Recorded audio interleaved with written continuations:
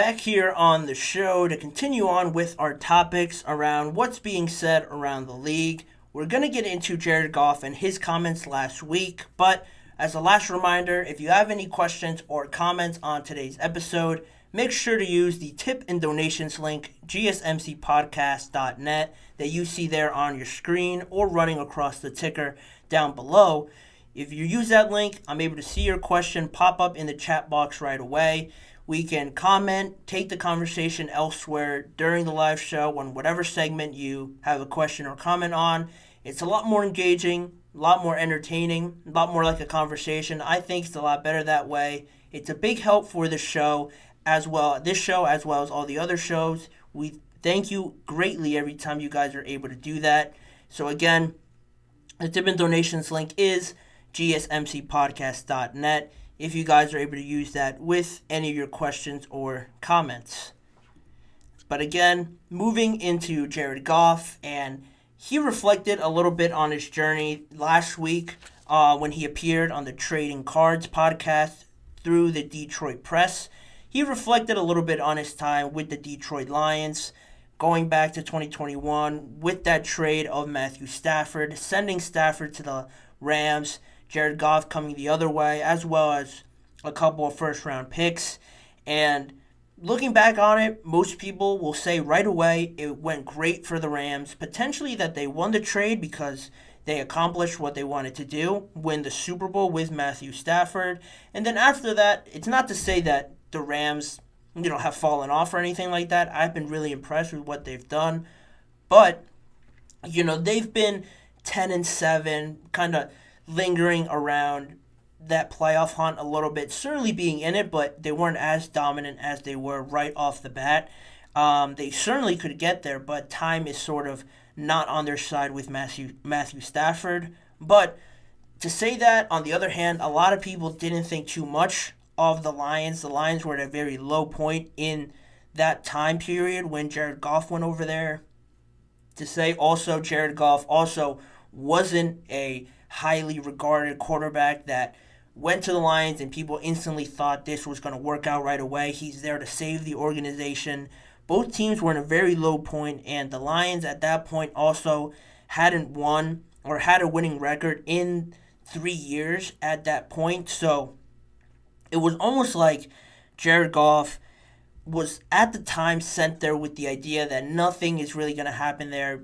We're just going to end up forgetting about them. And Jared Goff, on that idea of really not accepting defeat at that point, he said, being shipped off and being sent to a place to die, essentially, is what a lot of people think it was, and I was never going to allow that to happen. And he went on to praise his coaches, the players, the organization for the team's turnaround, and it really was through those picks, the emergence of Amon-Ra St. Brown, drafting Jahmyr Gibbs with one of those picks, signing David Montgomery as well, the job Dan Campbell has done, not to mention him as well being a big part of this.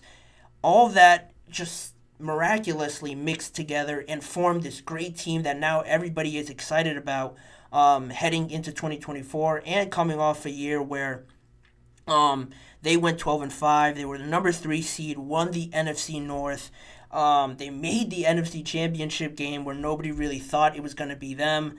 They, meaning Jared Goff, the whole team, earned Detroit their first playoff win in 32 years. And just on top of that, individually, he had a great year, over 4,500 yards, 30 touchdowns, and a career-high 67% completion percentage on the year. He's 28, 29 years old, if I remember correctly. So this has really turned into something that not a lot of people would have predicted. And Jared Goff has not lost sight of that. He's very grateful for it when he said, again, in that interview, in hindsight, being traded to Detroit was one of the greatest things that ever happened to me for my career and my development as a human because of everything that happened there, like I mentioned. Really a miraculous story, Cinderella-ish story, but they really just went about it the right way. Like I mentioned, all those players emerging. To me, it's really all about that offensive line for them that's kept them relevant and has really been the catalyst for everything that has gone well for them in games where you might think the 49ers might have more firepower or the Eagles might have more firepower than them, it's the offensive lines that really control the game, put an identity on the game, set the tone for the Lions. Their offensive line's probably top two, if not the best offensive line in all of football. And you see that in games where they go in as the underdog. They were bullying the heck out of the 49ers in that first half of the NFC Championship game. It really was their game to lose, and that inexperience cost them in the end. I'm sure Jared Goff and the Lions still have a bad taste in their mouth from that, but it shouldn't take away from the season, the whole journey that Jared Goff and the Lions have had up until now. But in saying that, I've mentioned a lot of positives, Cinderella, underdog, overcoming a lot of things, but one negative that Jared Goff wanted to pick on, just touch on a little bit with this interview, was with the local media, the Detroit Media News, that interviews him obviously a lot after games. He added that he was sort of confused with the local media's view on the team and how some stories are portrayed more negative than positive. In the season that they had last year, he didn't understand why a lot of the stories were spun in a way that made it seem a bit negative going forward. Specifically, he said on that topic, I have this thing with our local media where they almost like relish in the negativity at times, and maybe that's what gets clicks and that's what sells, but it's no longer what they need to live in. Then he went on and mentioned the portrayal of them always being the underdog, it seems, with the local media. Then he said that it's not like that. Like, hey, this team is good now. We don't have to always think that we're at a disadvantage, was really the essence of the whole point he wanted to make. And it is fair to say that for Jared Goff, he has the utmost confidence in his team. I certainly do. I'm a believer in the Lions and Dan Campbell especially. But you look at the media and everybody, all the fans especially, who have had to live through the tough times of the Detroit Lions, the media that has followed them so closely and has seen them through some of the toughest of times, brings up this pessimistic view because, one, they're not used to it. They're not used to the Lions or believing in the Lions that they're just going to continue this role of being dominant. Usually it happens where the Lions are decent and then it might fall off a little bit and it might not continue to happen. So that's one thing. But everybody in the NFC or this local media might see the Packers getting better through free agency, the Eagles bringing in Saquon, Atlanta bringing in a new quarterback, Chicago bringing in Keenan Allen, probably drafting Caleb Williams, and getting better.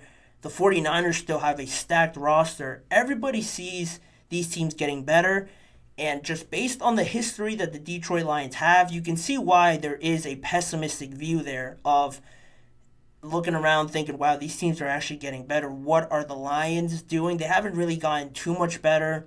They actually lost one of their better receivers, Josh Reynolds, to the Denver Broncos. So they have to address some of those things in the draft, maybe add another safety after they lost C.J.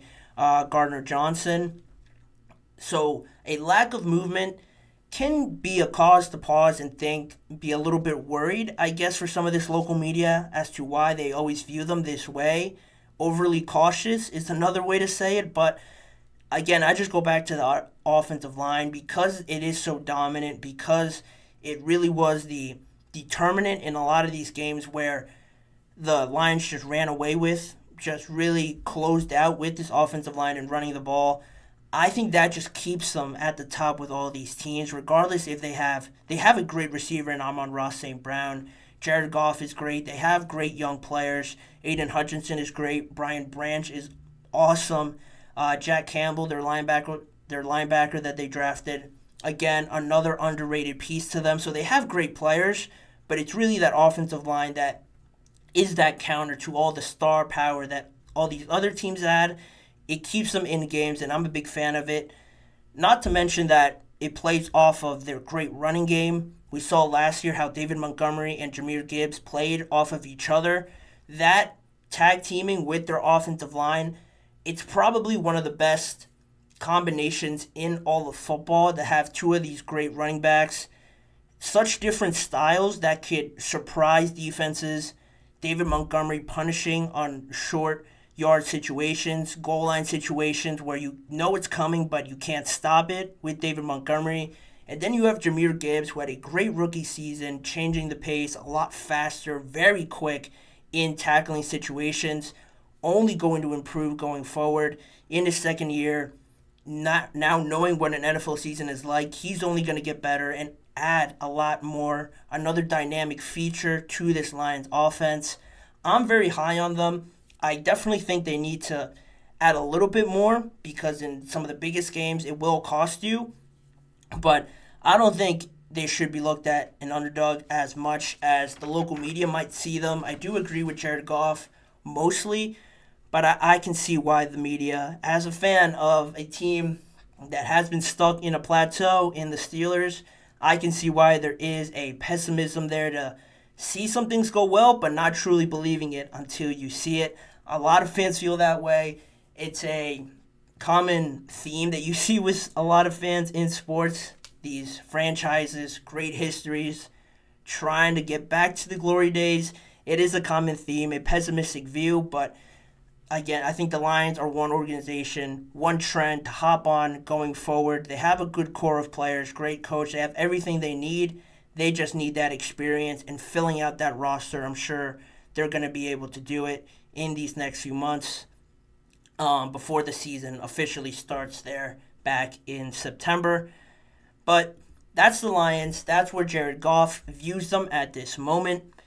We're going to go to the last break of the show, and on the other side of it, we're going to come back and talk about another quarterback in the AFC, Joe Burrow, giving us updates on how he's doing, talking about the rivalry with the Kansas City Chiefs, all of that coming up in just a few seconds. Don't go anywhere. That last story is up next.